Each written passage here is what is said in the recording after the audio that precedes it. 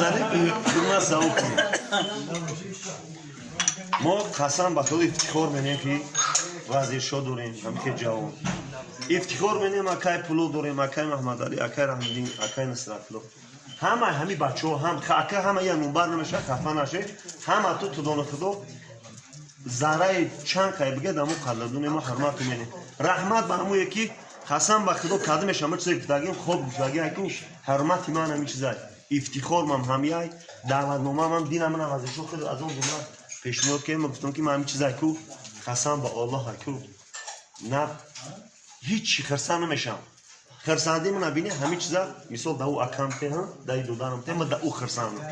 من خدا بدونم اینم بدونم که من قایشون باسه ما همین کالکتیو اکای رحمدین همین چیزا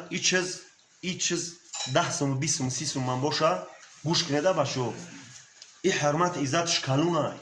برای که دیدی به همه ما هیچ چیز نمیاد ای تو دونه خدا این ارزش افتخار در این قشلاق یاش کلونه که در بین مثال خوردن هیچ چیز قبول کنی ما تراز نشه کسی میگیم کسی هستی که هیچ چیز مختمتی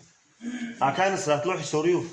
اگر همینجا باشی ما بیام دست در بجخم ها بخشش تو